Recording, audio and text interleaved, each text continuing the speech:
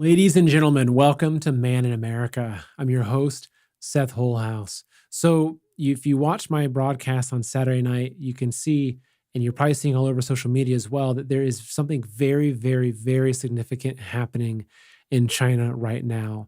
The Chinese people are finally standing up in massive, massive crowds against the CCP and against communism because they've had enough and they have nothing left to live for.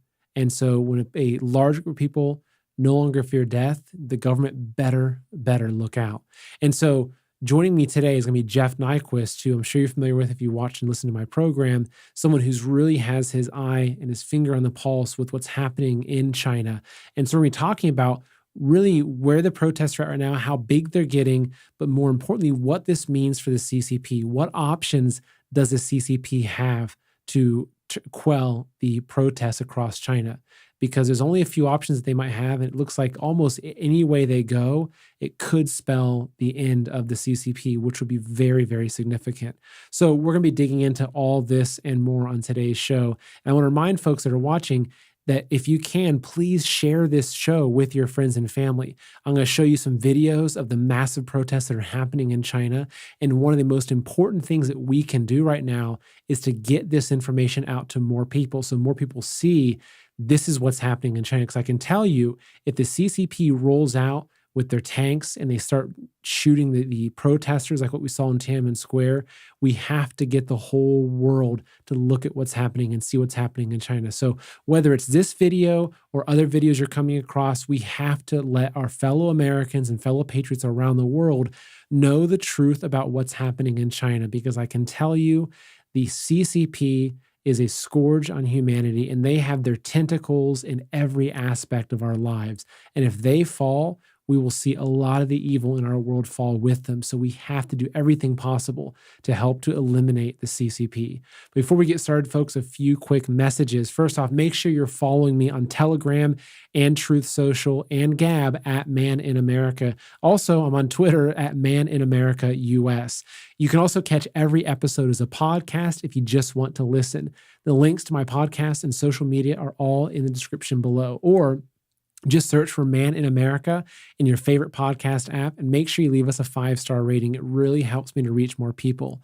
Also, folks, much of the world is going through a process that experts are calling de-dollarization. And China and Russia are leading the charge. So what does this mean? You see, the US dollar is a fiat currency, meaning it isn't really backed by anything of value. The only thing that really gives it our value is its demand around the world, especially because it's the petrodollar. But now, and especially under the corrupt and incompetent Biden regime, the world is losing faith in the dollar, and it's very close to losing that status as a petrodollar and the world reserve currency, especially now that the oil-producing nations are abandoning the U.S. for China and other BRICS nations. But what happens if the dollar loses this sacred status? Well, the value of our dollars, our life savings, IRAs, stocks, bank accounts, etc., could literally be wiped out in a matter of months, weeks, or even overnight. And look, I'm not a financial advisor, so please do your own research, but I believe that now more than ever, it's a good time to consider transferring at least some of your wealth into physical gold and silver, real world assets that have stood the test of time. And look, I want to be really clear. You don't buy gold and silver to get rich. You do it to protect your wealth. There's a reason why nations like Russia and China and Turkey are moving to backing their currencies with gold and buying up gold in massive amounts, and why the elites are buying up physical gold and silver like we've never seen before. But they don't want you to know that. They want you to lose everything when the dollar crashes. So now is the time to protect your financial future. And for this, I'm confident recommending Kirk Elliott. You can buy gold and silver directly, even in small amounts, or you can transfer your IRA into physical gold and silver with zero taxes or penalties. If you want to learn more about this, open up a new tab right now and go to goldwithseth.com, or you can call 720-605-3900 to speak to someone right now. Kirk Elliott's team of advisors will take care of all your questions and take care of you every step of the way.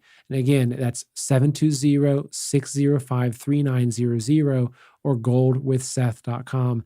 And I can tell you, folks, that Kirk Elliott is who I use. He's who my friends and family use, and he's someone that I trust. And you need to have someone that you can trust when it comes to protecting your financial future. So again, 720-605-3900 or goldwithseth.com. All right, folks, let's go ahead and jump right into this interview with Jeff Nyquist. So, Jeff, it's so great to have you back on again. And I think that whenever I see big news coming out of China, I'm always thinking, I got to figure out what Jeff's sources are saying and what your thoughts on the situation are. Because right now, I think that what we're seeing unfold, and we have some videos for the audience, is very significant with what's happening in China. So, anyway, it's just so good to have you back here again. Thanks for having me. Absolutely. So, by now, the audience, I think that they're already relatively caught up with the fact that there are massive protests unfolding across the CCP, or sorry, across China against the CCP, calling out the CCP, which is very unusual. And so to set the stage for our conversation, I'm just going to show a handful of videos of protests happening in various parts of China.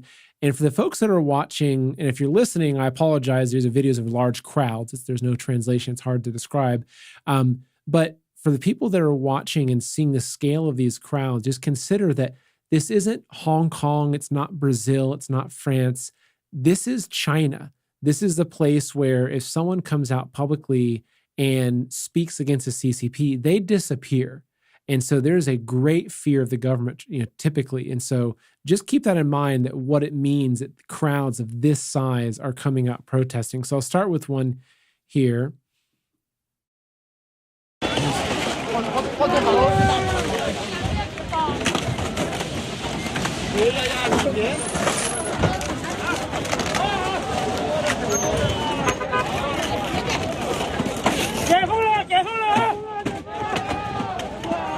You can see that the protesters, that was in Wuhan, they're just walking right over the police barriers. There's no respect for that.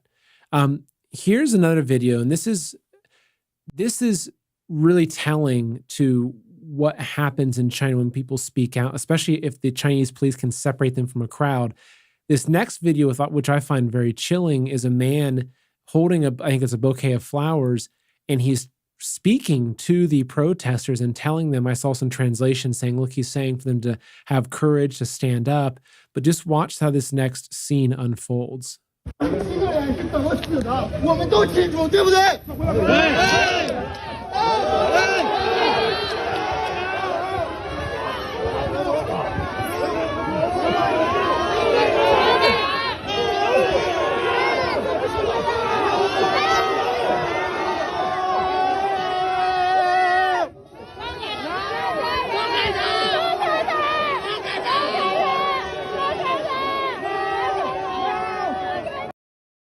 I mean, just incredible. Here's another one. This is another massive crowd.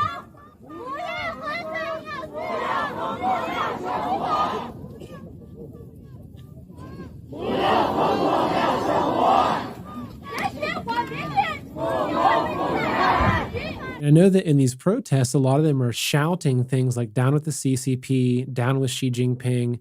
And here's one more video just to show you the scale.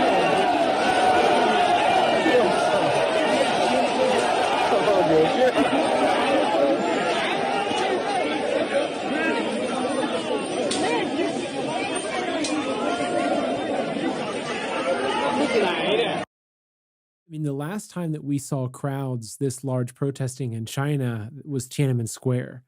And we all know what happened there. So, Jeff, what do you make of this? Because we're seeing the videos I showed, there are dozens, if not hundreds, of protests of this scale all across China right now.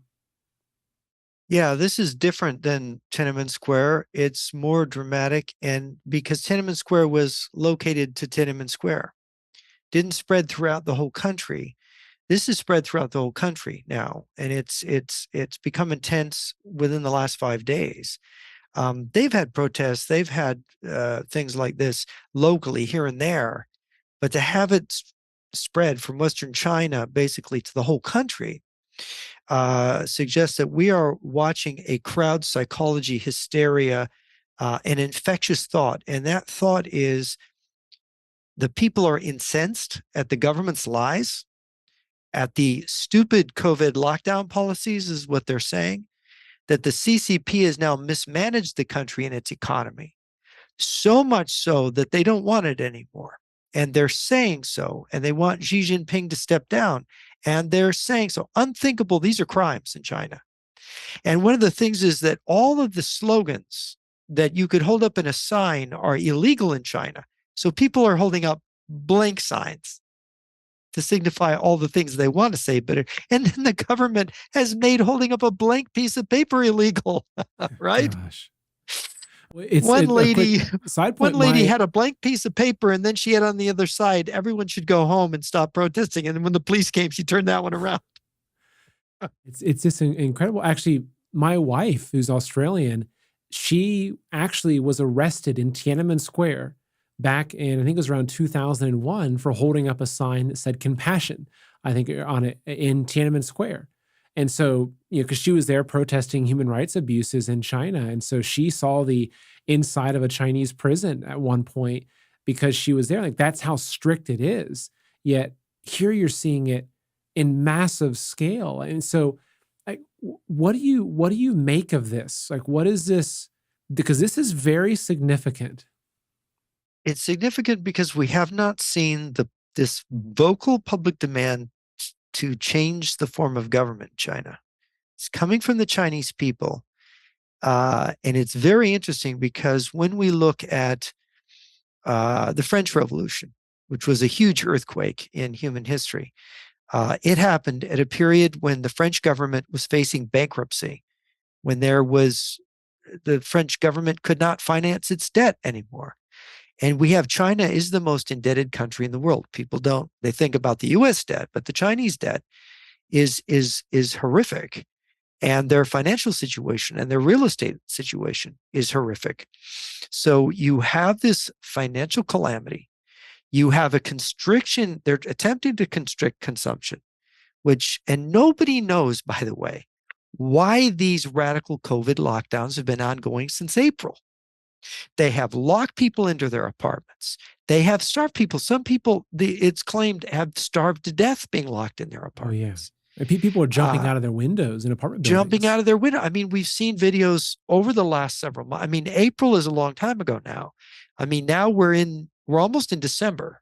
So you're talking about, 8 months, 9 months or 7 months plus of this going on. And there is some deep, deep economic trouble. And that we know also from the 57-minute tape from May 14th that Mr. Wang of Luda Media put out, they're trying to organize a war. That's part of what's going on here. They're talking about war with Taiwan, but you've got this war with Russia invading Ukraine, which was obviously done in collusion with China. China's supporting it. We know now China is sending war materials to Russia, just like North Korea is. And there was it just came out from Russia. You maybe saw the FSB papers saying that Russia was contemplating going to war with Japan before they Man. switched and went to war and Japan is right there so it's like, what was Russia and China going to start a war with Japan? But then the Russians said, well, we have to take care of Ukraine first. I mean, this raises, and it's like, you look at it and somebody was asking me, is this really credible? Well, yeah, it seems to be, but we can't say for sure. But these governments in Russia and China, they have some kind of an aggressive agenda. And in pushing that agenda forward, and what this virus came out of China, the pandemic, they know more about it than we do. They know whether it got out accidentally or on purpose. It's made in a lab. I mean, that's supposed to be controversial to say, but I think most of the experts know that this is really where it came from, because the RNA sequence in this thing, the genetic sequence, is just too remote to have come about by nature. I'll throw a quick So point out there is that a yeah, lot of people say, oh, well, it started in America, which actually a lot of my research has shown the same thing with Ralph Barrick and I think it was University of Chapel Hill, North Carolina, I believe it was. And I think that also an important thing to state is that a lot of people that are acting within our own government are assets for the CCP. Right. Like if you look into ties between Fauci and the CCP, between Biden and the CCP. And so and I think that that's part of the way of demonizing the West, where they've, especially out of China, they've built this narrative that, well, the West is evil, right? Well, it's actually, no, it's the people they control in the West that are Right. evil, right? Right. And so, no, but back to your point, though, I just wanted to throw that out. Well, a great example is Klaus Schwab's recent statement that China Oh, is the I know. model, right? China's COVID policy is the model for the rest of the world. Well, and of course, I've talked to Mr. Wang and Dr. Li Mengyan, and I said, what is going on with this COVID lockdown?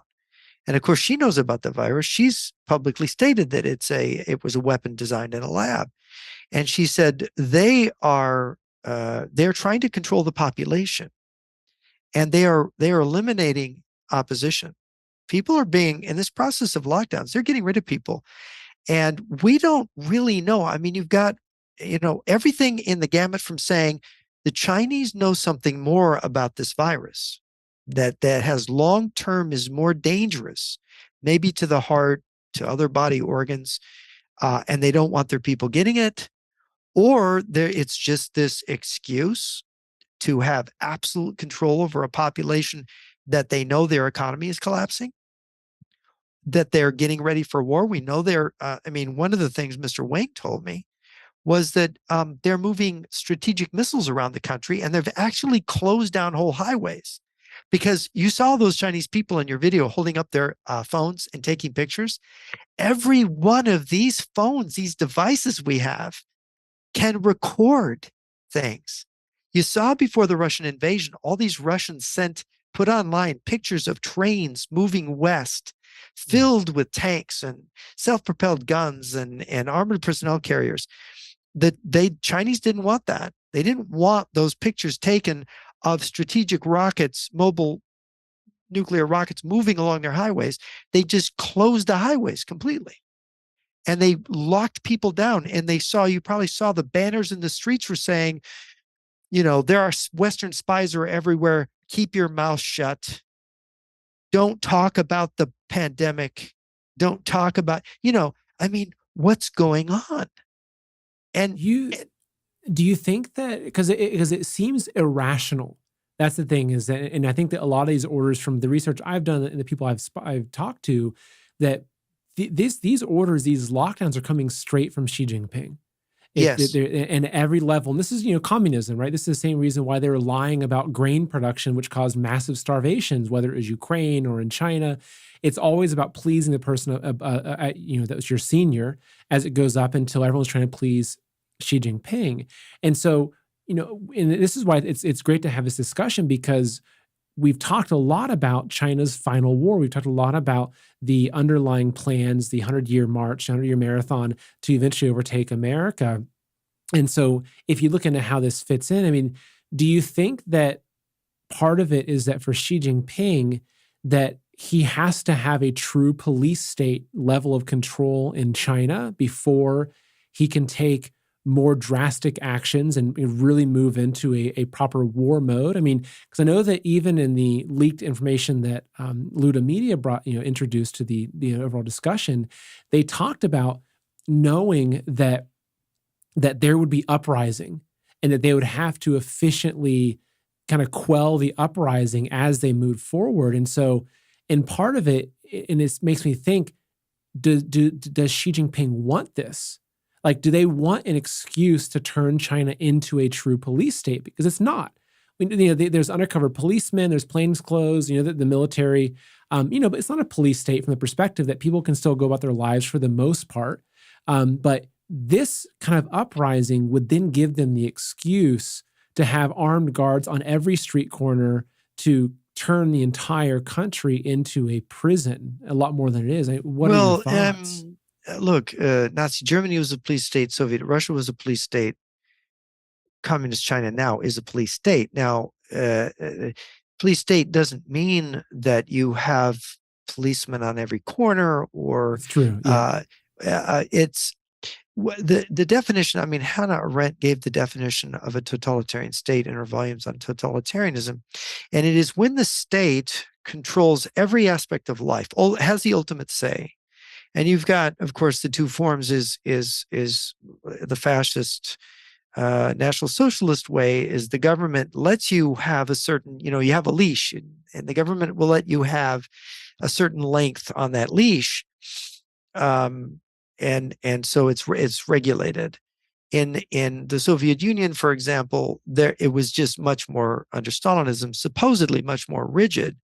But what we find out when we examine Stalinist Russia or China under Mao is that the system is best characterized as certain people are allowed to break the rules, Mm.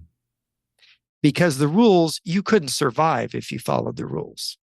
That would be the command economy under Stalin. And that's why this communist states developed this uh, underworld. They develop a black market economy. And they develop it because it's a matter of survival. And for example, Kotkin, I just love his work, and I can't wait till his book comes out, his third volume on his Stalin biography. He's a great scholar. And one of the things he discovered, and I've suspected this a long time, is his next volume is about World War II. And he says, look, the Soviet economy collapsed when World War II began. Why? Because they were following this command economy, but they really weren't. They were breaking the rules, and this underground economy had already formed that was carrying them along. And what happened when the war began is that they said, okay, we're not allowed, we're going to shoot anybody that breaks the rules. They tightened up the rules. Everybody said, okay, we're going to start to obey the rules. And that collapsed their economy.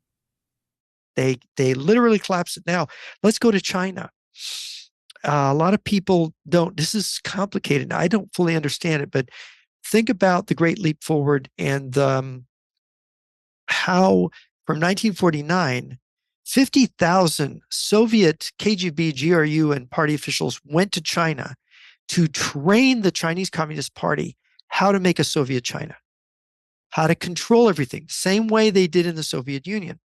And they imposed that on China. And of course, it's always dreadful, this movement of China into that Soviet system. And so they had the Great Leap Forward, and they thought, well, we're just going to arrest all the saboteurs and all the people, that didn't work. So Mao thought, how is this going to work? So he did the Cultural Revolution in the 60s. Well, a funny thing happened in the Cultural Revolution. A lot of those Soviet structures that had been set up in the 50s in China were swept away actually by the Cultural Revolution. Because what did Mao do? He went against the party bureaucracy to say, idealism. We're going to do it because the people are going to get behind socialism, and we're going to make it work. The bureaucrats are now in the way. Well, what happened is that got rid of the control mechanism that the Soviets had set up over Chinese agriculture. So when the Cultural Revolution was done and Deng Xiaoping came in, and even in the later Mao years, they were like giving edicts to the countryside. You can't do this, and you can't sell your grain. And the people would still sell it. And then they said, well, you can't sell your grain on Mondays and Wednesdays. And that didn't work. So the freedom that developed was the people in the countryside just ignoring the government, and the government not having the mechanism. And the Soviets weren't going to send another 50,000 to teach them to do it all over again. It just was, they were past that. So they went along with the freedom to buy and sell in agriculture. And that then evolved. And so the party basically fell back and said, all right. And Deng Xiaoping, who had been, made a dishwasher or something by Mao, said, Deng Xiaoping was like the guy in the Chinese Communist Party who understood economics. And he said, we have to do this. It works. Right. You had the same thing. Stalin did this in the 1920s. It was called the NAP, where they allowed freedom, especially in the countryside, to buy and sell. And that resulted in Stalin finally ended it with his collectivization of agriculture. In 1929, he began the experiment in Siberia first, was the test case, then brought it in, and you had the Ukraine terror famine in the early 30s, where, maybe 11 million people died depending on what numbers some people say 7 to 11 million people died. And in the Volga Basin, but largely in Ukraine, was the breadbasket. Now in China, you had this thing where they said, well, look, they were building this relation with America to get technology to be built up. They had to deal with all this capital inflow. So they let all this go. They let all this happen in China. And China, just think 1.4 billion people. Well, back then, 1 billion people. Well, what happened is the party, without realizing it, was gradually giving way to the Chinese people all this time. This has been occurring. And the power of the Chinese, however big, you look at the numbers of the People's Armed Police and you go, wow, they're big. Not compared to the number of people. They can't. So now you're seeing the people in a way are discovering their voice. And you go back to Gustave Le Bon, who wrote the book, The Crowd. And he said that an idea in a crowd, in a psychological crowd, because a crowd is a psychological formation. It's just not one group of people in one town square together. It can be the psychological crowd of a whole nation, like in France in the French It's kind of Revolution. like when you see the large group of birds flying together. It forms Yes. one giant thing, but you can see how there's one that kind of goes this way, and all the other birds kind of, it just moves and flows, right? Yeah, that's right. Well, they've had research in this area. They've got research. There's some kind of almost like a mild telepathy. We know that bees are telepathic, bees and ants, right? The hive mind. Humans have some kind of mild form of that. We don't fully understand it, but people get linked together, and it's not even fully conscious. And this linkage, they're all upset together. They feel together, and it's not an intellectual response, it's an emotive response. And what we're seeing here is the being incensed about being lied to, because you're not, when you're being manipulated and lied to by a government official, it is actually dehumanizing. And this is what we see, some of the statements in the crowds, that they are reacting to this dehumanizing of them, the manipulation of them, and they're not going to have it. And once this feeling of being incensed and being outraged goes, now it's spreading. It's a contagion. It's spreading throughout China. And the social media, they're holding up their cameras. And like I was saying, they're all spreading it to each other through these, right? And they can't contain it. And now and because because to have a modern country, it has to be linked. And you can't censor everything effectively enough. When people are clever and they have a will to break through the censorship, so they have a problem. Now, this may or may not collapse the CCP now, but it's like an earthquake. It could be a pre-quake, right? The big one, because right now I'm seeing, when you see this, their system is doomed. Maybe not now. Now, I give you the example. In 1905, Russia had this happen. At the end of the Russo-Japanese War, people came out on the street and they protested. You may be seeing the film, The Battleship Potemkin, which is, they served them rotten meat and they said it wasn't rotten. And the sailors just rebelled, right? So that was during that 1905 revolution. So that was happening all over Russia. People were sick of the mistreatment by their government. Now, that revolution was successfully quelled. The Tsar came out. He promised reforms. He says, I love my people. I don't want to hurt my people. And that worked. In 1917, people in Russia were starving. The economy was collapsing. And there was nothing the Tsar could say. The people and the key moment, and this is the moment to watch for here, is when the People's Armed Police or the army join the people. Yes. Turn their guns on the government. The minute you do that happens, it means the contagion is spread to the security forces. That happened in Hungary, by the way, in 1956. You had the people that went in to put down the initial mobs of people joined them, right? And the people that didn't were dragged out of their offices KGB or Hungarian secret police, beaten to death right there, just murdered, hung up, strung up. So you have this is a real catalyst event that, and I noticed that I've seen the reports. The local police are just overwhelmed. Now, you showed that one video, they were taking that man away. I saw a video in which there were 35 police officers showed up to arrest one guy who was talking like this fellow was in the intersection. And the crowd rescued him from the police. Now you can imagine if that crowd gets aggressive, 35 policemen are not going to be enough. No, no. And if they dare use their weapons, they're quickly overwhelmed and then murdered. Because if you start firing into a crowd that big and you enrage, it's like enraging a bear. Imagine a crowd has a lower level of psychology than a single individual intelligent human. It has a reaction of kind of like a wild animal. You can pacify it or you can enrage it. And like a bear, if it comes at you, you're done. Doesn't matter. Machine guns, nothing's going to stop it. Well, maybe enough firepower will. Napoleon, famously, they mark the end of the French Revolution when Napoleon used cannons on one of these mobs and mowed them down with grape shot, right? The whiff of grape.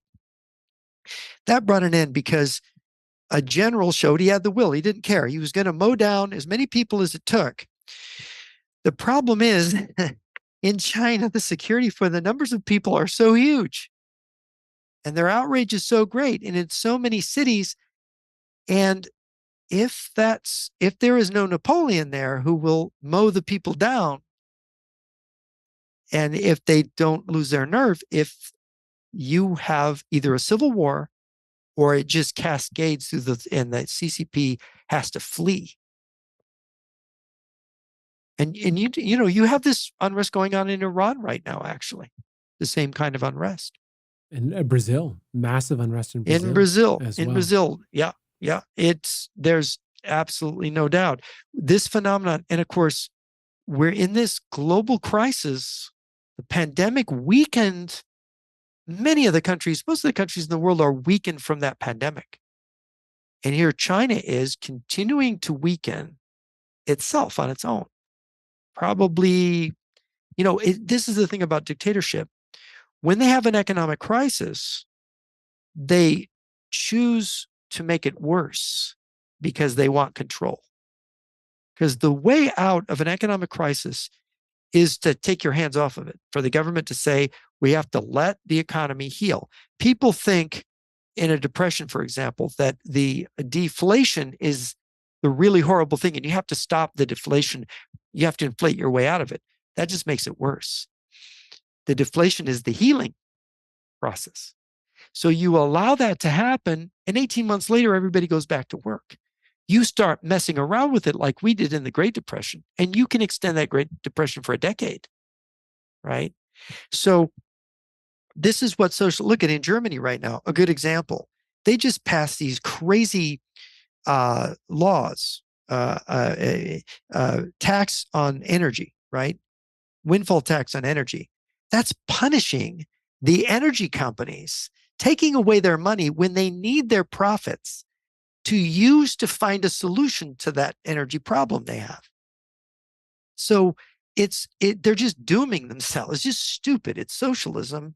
It's, they're profiteering, so we're going to punish. No, because when the price of energy goes way up, it's not profiteering. They take that money to solve the problem of the shortage.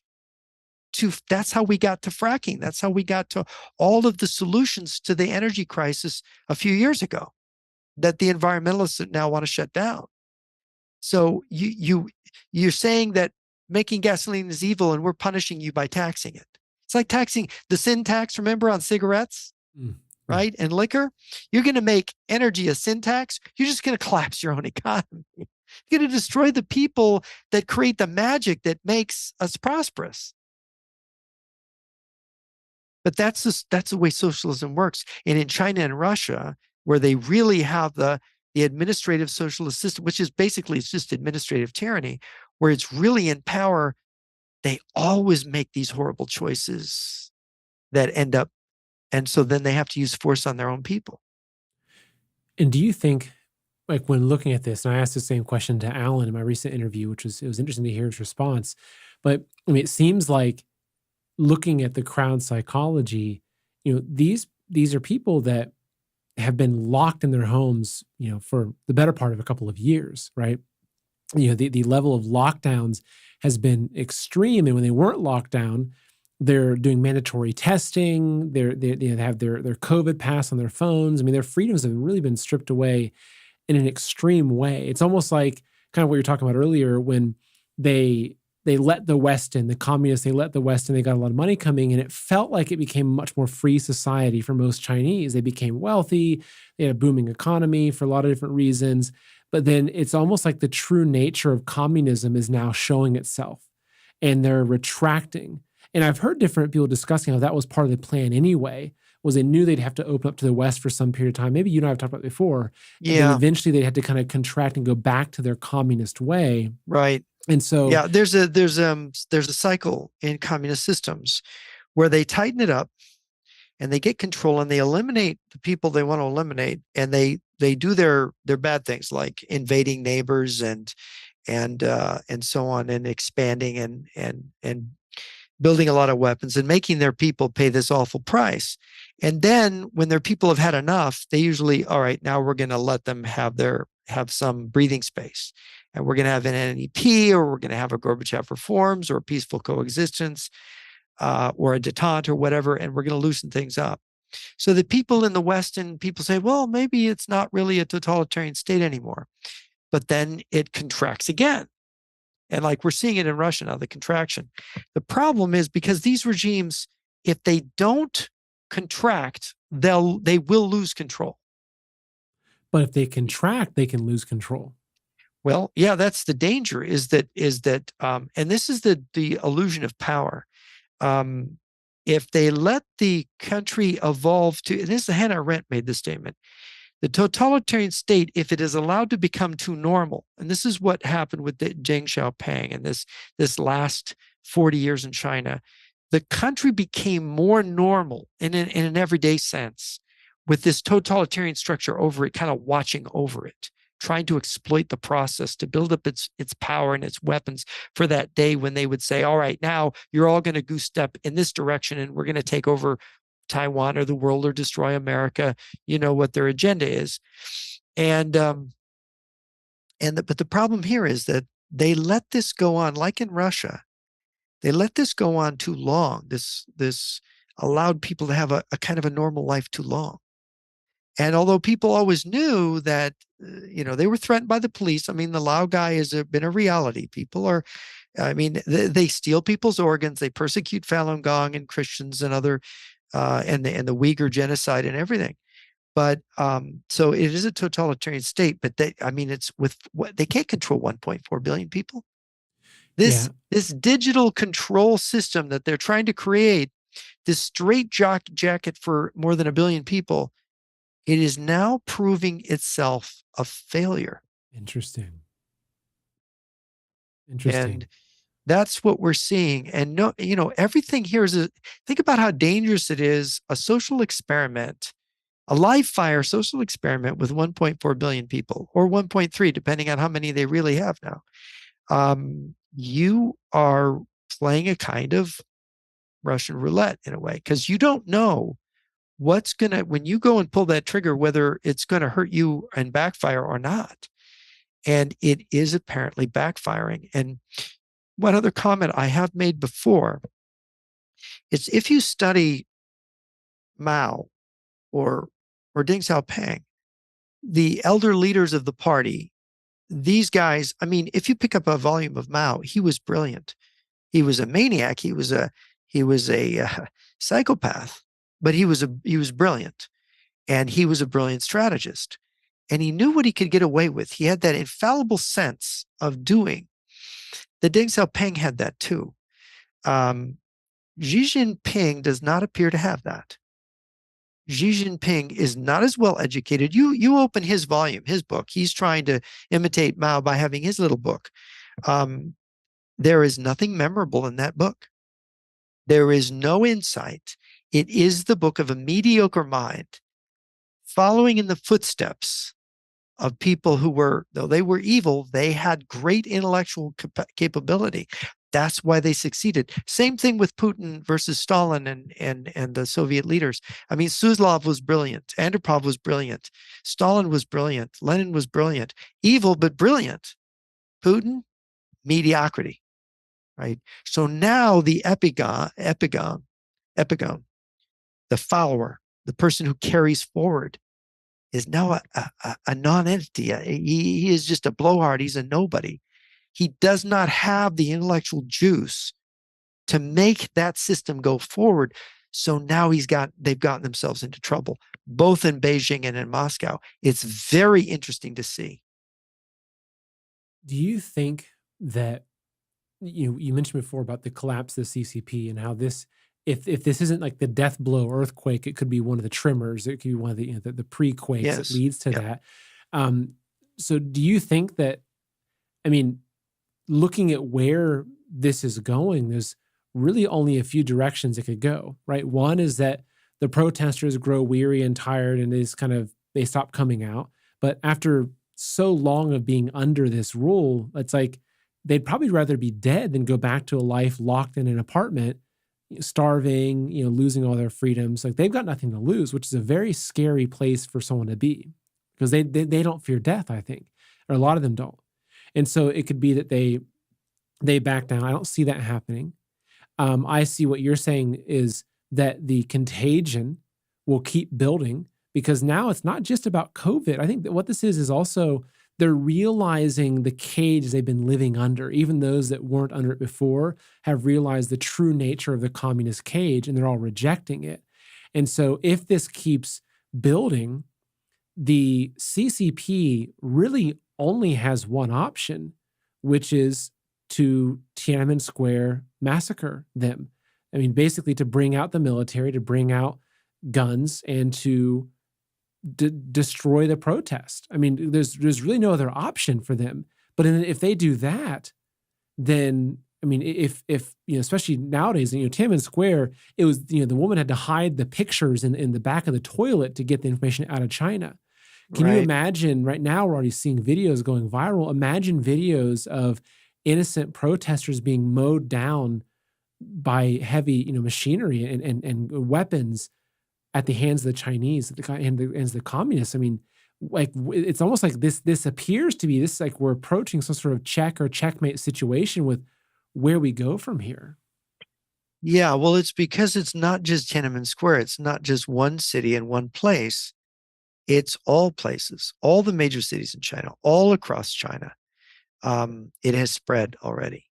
And if you would not want to be Xi Jinping right now because he has to play this perfectly. Yeah. What the Chinese military and police have done is they will use people from one city to be the People's Armed Police in another one. Yeah. So their families are not there, their relatives are not there. They're very careful about that. They know that if the police come from the place that they're policing, they're going to go over to the people under these circumstances. They figured that out a long time ago. The only problem is the Chinese people have very subtle intelligence. And what we saw in Western China was the Uyghurs being persecuted, the Uyghurs being victimized. And that's, you separate them out, but then you had their Han Chinese neighbors standing up for them. And you're thinking, wait a minute. Wow, that is so unlike the way the dynamic has worked in China. People standing up for each other over ethnic lines, even though it's not my city and it's not my relatives. These are like my relatives, this humanizing view that somehow carries with this contagion is somehow part of it. That there's been this almost spiritual moment, like you saw in Ukraine in 2013 to 14, where people went out and braved bullets from the government to say, no, this is wrong. The government can't do this to our children. You have this same thing now beginning to develop, so that if that is part of it, part of what's communicated, the People's Armed Police may not be reliable when it comes to shooting. You know, Napoleon was a very hard man, and the French Revolution had gone on for years at that point, had ravaged the country, and a lot of people were just plain done with it. The thing about crowds of people is that, you know, you see these crowds in China. It isn't 1.4 billion people. It's always a minority who are on the streets, but such a large numbers that the police are a tiny minority. The army's a, the Chinese army is 3 million people in a country that's 1.4 billion. What is the ratio there? Right.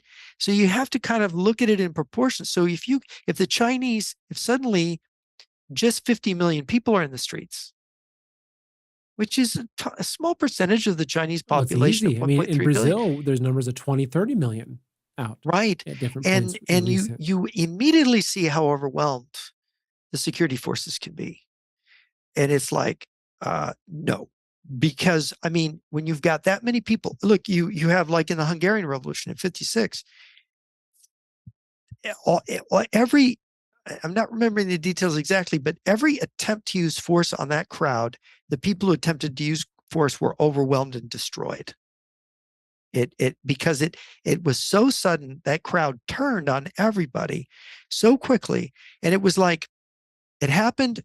It was like 5 p.m. end of work. People came out of their places of work in Budapest, and they just went right into the street. Something triggered them.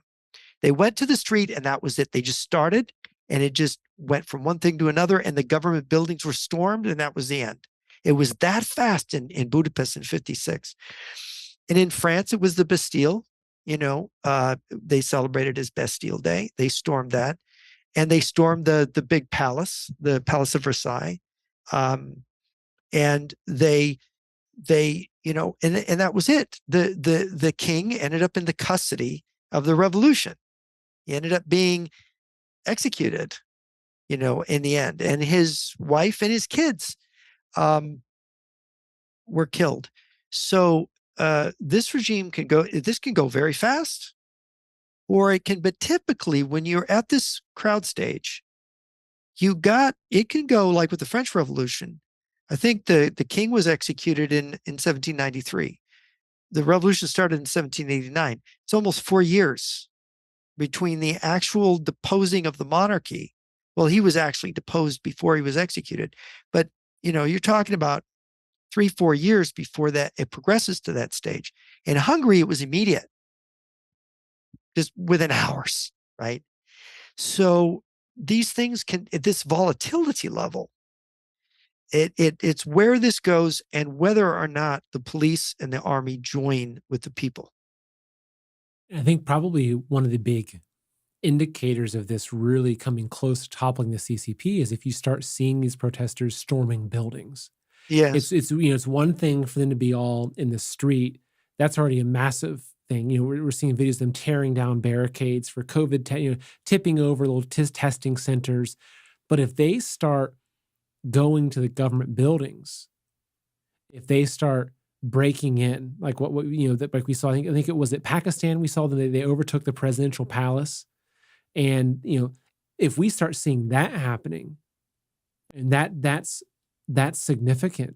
I mean, and it feels like whether this is the timing of it precisely right now. I mean, it really feels like an event like this, especially if you're gaming out what are the different options, that there's not really a whole lot, that this is pushing the CCP to the brink of collapse.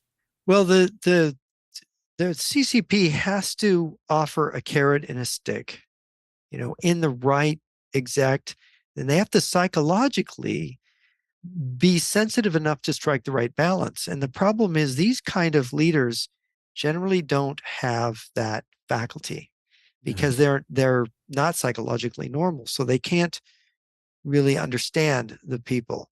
So what you're likely to see here is that they would maneuver the People's Armed Police, and they would have to strike at exactly the same time in multiple cities to clear the streets. Because if they did it in one place, and caused a massacre, and it was found out in the other places that uncountable volatility could kick in, like what happened in Hungary in 56. And you don't want that. So whatever they do, they have to be very careful to act with total coordination. Now, here's the problem. You start to coordinate, people will catch on that you're about to do something. They'll see troops moving, they'll see things being prepared, and they could react unpredictably before you've got everybody into place. And then what are your police, your People's Armed Police, and your armed army units going to do? You really don't want the army units to get involved, by the way, because the army units are more likely to go over to the people, because the People's Armed Police have been specially trained and I prepared to see. To do interact this. with their own civilians. Right, The army is right, always training to attack the American enemy, or right, right. for them to turn their The gun on foreign their own enemy. Yeah. fellow countrymen. So it's very dangerous if the People's Armed Police are not sufficient, if they start using army units. That's the thing to watch. And of course, it could also evolve where parts of the army go over to the people and parts don't, and you end up with a civil war. That's possible. But right now, what you mentioned before, what is significant is that once the Chinese people have shown their ability, and nobody really knew if the Chinese people could do this, come out in mass and demand the end of the CCP. Once they've shown this, and they've shown it, by the way, not just to the world, but they've shown it to themselves. Yeah. Oh, look what we can do. That's feeling, and this was something that we saw, that history saw in the French Revolution, that the French people could come out like that. And by the way, it's why our capital is in Washington, D.C. We had our capital in Philadelphia, and I think it alternated between Philadelphia and New York. But we didn't want it to be in a population center. DC wasn't originally a big city, right? We didn't want to have that thing where the mob could come out and intimidate the government, like happened in France. But in China, that's not an option. They are heavily urbanized now. They have the biggest urban population in the world, the biggest population in the world. And so, yeah, it's going to be something to watch, but this could go on. Believe it or not, it could go on a while. This could go on for months. I mean, it's certainly important to stay tuned to it, because I think that, especially here in America, we're looking around and seeing just so many evil things that have emerged in our society, whether it's the LGBTQ plus agenda in the schools, or just Hollywood being corrupted, and so many of the evil elements that we're seeing go straight back to the CCP. I mean, they've got their tentacles deeply into our society, and so I think that the best thing that could happen for the entire world would to see the collapse of the CCP, because I think that so much of what we're seeing in our society would also collapse with that. I mean, how many politicians are compromised? I mean, it runs so deep. So this is, I mean, it's a very, very significant event unfolding over there. Yeah, no, it's one of the things is, you're exactly right. The CCP is like the head of the snake. Yeah. It is the largest communist party in the world. We know that our problems here have something to do with Marxism spreading throughout our universities, because we have this wokeism is the creature of Marxism. Now, people can argue and say, it's not really Marxism, technically Marx. Will set that aside a minute, because ideas evolve. And Marx and Lenin said they do. And so it has evolved in the West to this thing. And it's about control. And we have seen how the pandemic there was an attempt to control us and to actually control our speech. We are not literally, you were forbidden or punished or ostracized for exercising certain speech. In the whole history of democracy, you were allowed to question, right? You're allowed to challenge, okay, they're saying this, is that really true? So now if you say the vaccines are safe and effective, if you say otherwise, now you're a disinformation spreader and you need to be taken offline. Or if you say that there's something funny about our elections. These numbers don't, the polling numbers and the data about how different groups are voting, this doesn't match the outcome, right? You say, well, in 2010, we had the Republicans won by 6 million votes or 2.5 million votes, and they picked up 30 something seats. Now they won by 6 million votes and they pick up 8 seats, 7, whatever it is. It's like, so people have questions like, what's going on? You are not allowed to ask. That's totalitarianism, Yeah. where somebody in authority says, this is the law. If you question it, you will be punished. Oh, wait a minute. What happened to discourse, freedom of speech? What happened to reason and the dignity of the person? It's all gone. And so that this is it doesn't matter. You say Marxism, as Eric Voegelin, who was a great philosopher in this, he said Marx was a swindler. And he swindled people because he was trying to enable people who wanted to use violence in politics on other people, who just enjoy using violence. They like killing people. They like victimizing people. They have to, because that's what they do. And it's almost in itself. You look at Putin, the gratuitousness of this war, of this violence, it's like, it's mad. It's crazy. And you look at China was prospering. China was doing so well. Why are you building this big military? Why are you talking about war with Taiwan, disrupting your trade relations with the U.S. and Australia and who knows who else? And why do you do this? The world was going okay. Why make a biological weapon that gets loose and the whole world economy goes into a downturn? Why do you do these things? This is inherently crazy. Yeah, it is. I mean, it's evil. And maybe that's just the nature of evil. The nature of evil Yeah. is chaos, death, and destruction. As Marx originally set out to achieve. So, well, I Yeah. think that Yeah. Negative thoughts, breeding fear, wanting control, yeah, and feeling inferior, this feeling of, I'm not okay. So I need power to be okay. And I need power over you to be okay. And if I hurt you or kill you, I really feel okay, because that's self-affirmation, right? That's the self-affirmation of the serial killer. it is. That's the pathology we're dealing with. Only it's not just Ted Bundy, it's China, it's Russia. Exactly. Exactly. Well, Jeff, we'll have to just keep our eyes on this because things are unfolding quickly, and I know that you're always very fast to tell me if you have updates. And so, if we have to have you back on shortly, then that will probably be the case because it's a significant event, and I hope that everyone watching and listening to this, go in any way you can show support for these Chinese, even if it means sharing the videos coming out of China on your social media. We need the whole world to see what's happening in China, and we need the Chinese people to feel like they have the support of patriots around the world that value freedom. And that, similar to when we saw in the Hong Kong protests and they're waving the American flag, right? Like, because they knew that it stood for freedom. So we have to, even sending our thoughts and our prayers over there to give them strength to go up against this beast, because we need the CCP to fall. It's a scourge on humanity. We need it to be eliminated. Yeah. And the crowds are in China are talking about the power of the Chinese people, not the power of the party.